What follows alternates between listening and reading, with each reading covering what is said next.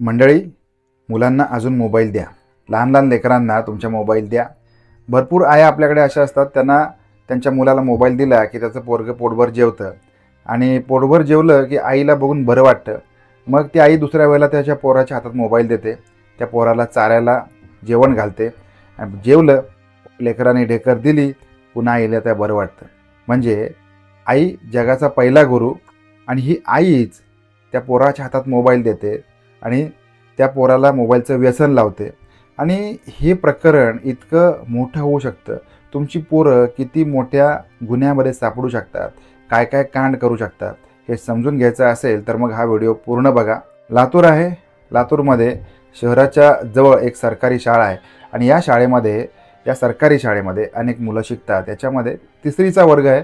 या वर्गामध्ये एक लहानगा मुलगा शिकतोय.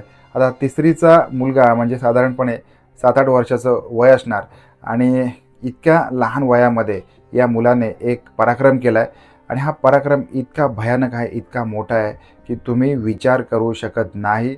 हा 3रीमधला मुलगा शाळेमध्ये जातो, घरी येतो, घरी आपल्या आईबाबाचा मोबाईल घेतो आणि मोबाईलमध्ये नको नको ते बघत असतो. आता इतक्या लहान वयामध्ये लहान पोरांच्या समोर जे काय येत असतं ते बघत असतात. त्यांना स्वतःचा चॉईस नसतो, कारण आजकाल 1 ते 1.5 वर्षाच्या मुलापासून मोबाईल हातात दिला जातो. आता ही जी मुलं आहेत ही बाय चॉईस काहीच शोधत नसतात, पण त्यांच्या समोर ज्या प्रकारच्या गोष्टी असतात त्या प्रकारातून मग ते स्वतःला शिकवत असतात आणि असेच मोबाईलच्या साथीने मोठे होत असतात. आता या मुलाच्या हातामध्ये जो लहानपणापासून मोबाईल दिला गेलेला आहे, या मोबाईलमध्ये तो काय बघतो याच्याकडे त्याच्या पालकांचं लक्ष नाही आहे. आणि मग ज्या वेळेला त्या मुलाच्या हातामध्ये मोबाईल येत होता त्या वेळेला त्याच्या स्क्रीनमध्ये अशा काही अश्लील गोष्टी येत होत्या आणि मग त्या अश्लील गोष्टी आल्यामुळे त्या लहानग्या मुलाचं डोकं फिरलेलं आहे.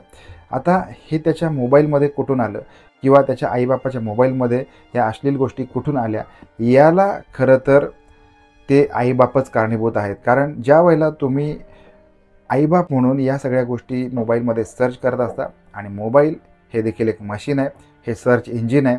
तुम्ही ज्या प्रकारचे व्हिडिओ सर्च करता त्याच प्रकारचे सजेशन ते तुम्हाला पाठवत असतं आणि मग हे ज्या वेळेला ते लहान लेकरांच्या हातामध्ये मोबाईल जातो, त्या मोबाईलला हा मोबाईल कुणाच्या हातामध्ये आहे हे समजत नाही. मग ते लहान लेकरू असेल किंवा वयस्कर व्यक्ती असेल आणि मग तो तशा स्वरूपाचे व्हिडिओ त्या स्क्रीनवर पाठवल्यामुळे हा मुलगा देखील ते व्हिडिओ बघत होता आणि मग या नकळत्या वयामध्ये आपल्याला जे काही समजून घ्यायचं होतं ते तो समजून घेत होता आणि शेवटीला लैंगिक भावना ही लैंगिक भावना असते.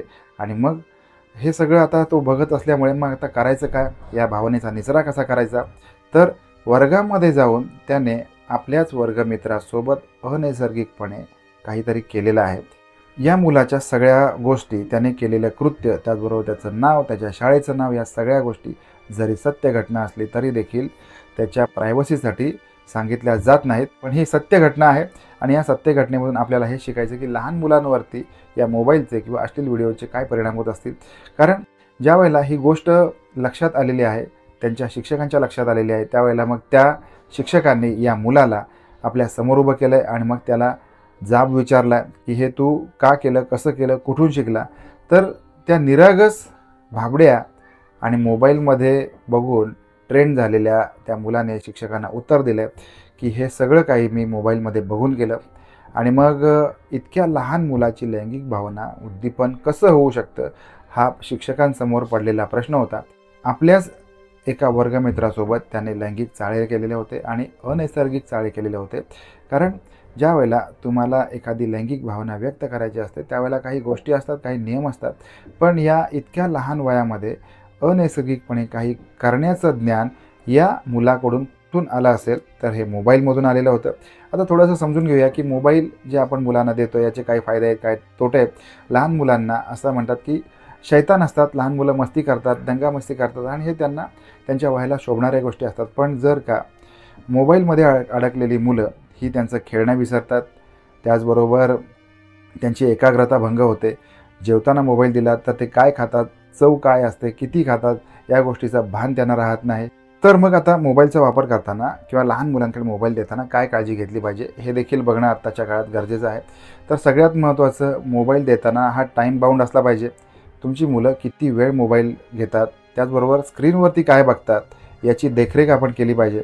लहान मुलांना मोबाईल माहिती मिळवण्यासाठी, नवीन कौशल्य शिकण्यासाठी, त्याचबरोबर त्यांचं लोकेशन आयडेंटिफाय करण्यासाठी, या सगळ्या गोष्टींसाठी मोबाईल वापरता येऊ शकतो. त्याचबरोबर त्यांचा जो टेक्नॉलॉजी डेव्हलप होते, ही टेक्नॉलॉजीचा माहिती करून देण्यासाठी सुद्धा मोबाईलचा वापर केला जाऊ शकतो. पण या सगळ्याच्या सगळ्या गोष्टी पालकांच्या देखरेखीखाली होणं गरजेचं आहे. तर या घटनेवरून आपण एक शिकूया की आपण आदर्श पालक होऊया. मोबाईल फ्रेंडली होत असताना मुलं बाकी या स्क्रीनवरती काय बघतात याकडे आपण लक्ष ठेवूया. भेटणार आहोत आपण नवीन क्राईम स्टोरीमध्ये. तोपर्यंत काळजी घ्या. धन्यवाद.